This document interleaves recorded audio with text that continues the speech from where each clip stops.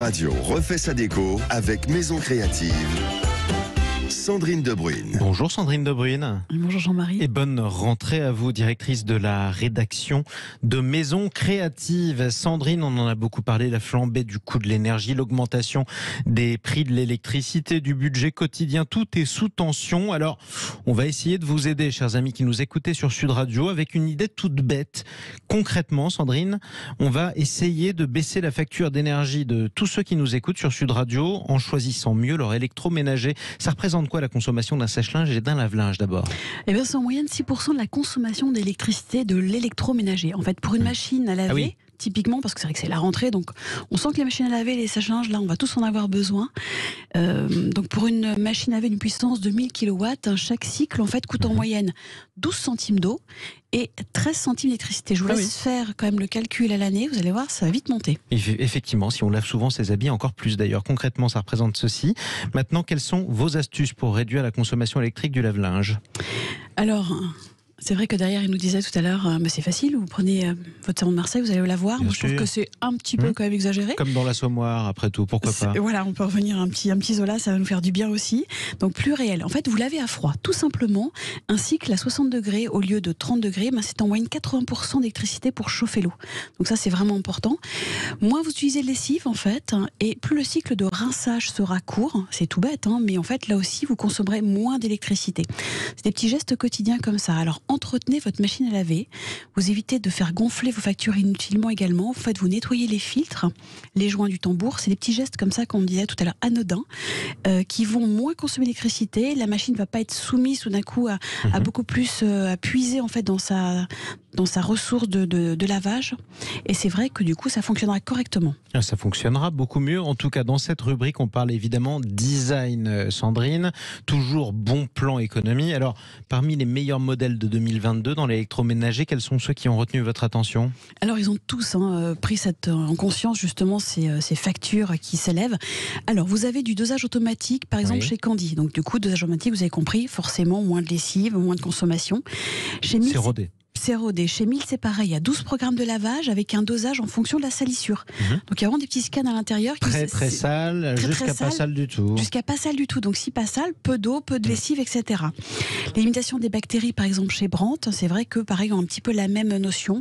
Ils vont plutôt viser les bactéries. Un programme vapeur pour défroisser, purifier le linge en un temps record chez Beko, ça veut dire qu'en fait, s'il n'y a pas besoin d'un long lavage, ça sert à rien non plus. Donc, la machine devient super intelligente. Bon, j'imagine que vous avez un coup de cœur parmi toutes ces innovations. Alors, deuxième grand sujet du moment, évidemment, chaque lavage, en fait, c'est des vêtements synthétiques, ça perd des fibres, elles se retrouvent dans la mer, donc l'équivalent au niveau mondial, on va dire de 3 milliards de chemises en polyester par an. C'est énorme. Ah oui. La pollution des océans est quand même un vrai sujet. Donc moi, j'ai un gros coup de cœur, en fait, pour Electrolux. Ils ont imaginé un petit filtre à microplastique que l'on pose juste à côté du lave-linge, en fait. Et c'est un appareil qui est composé à 50% déjà de plastique recyclé. On permet de capturer 90% des fibres. Et donc forcément, ça ne va pas dans les tuyaux, ça ne va pas dans l'océan.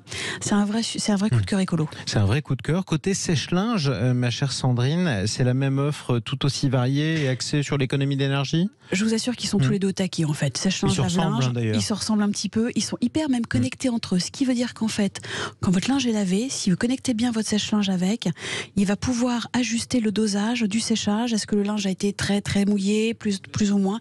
Et donc effectivement, on a un petit exemple chez Samsung, par exemple, la quantité d'eau, elle est même surveillée pour que la durée du cycle s'adapte à la température. C'est même au moment où l'eau arrive, il se cale derrière. C'est du cousu humain, en quelque sorte. On va adoucir la facture d'eau, c'est aussi un enjeu au sein des foyers. Quelques astuces pour terminer? Alors, pour soulager votre portefeuille, évidemment, pour terminer, vous installez pour l'eau, tout simplement, une douchette économique. Elle consomme 6 litres d'eau par minute au lieu de 15 contre une douche classique. C'est déjà pas mal. Vous faites mousser vos robinets. Alors, rassurez-vous, ce ne sont que vos robinets que vous faites mousser. C'est assez amusant, en fait. C'est un petit embout qui est très économe. En fait, les classiques, c'est 15 litres par minute. Là, vous allez avoir 8 litres. Alors, comment ça fonctionne? C'est tout simple, en fait.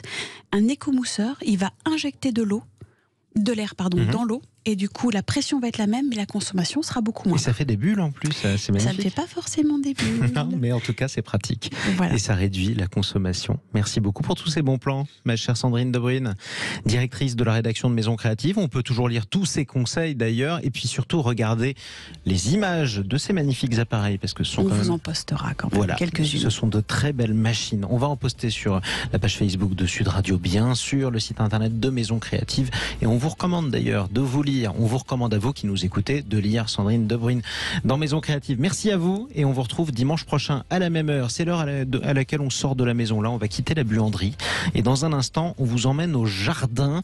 Notre jardinier du jour qui vous emmène visiter un magnifique jardin, celui du cloître de l'abbaye de Noirla, qui vous dira comment vous pouvez vous en inspirer. À tout de suite sur Sud Radio.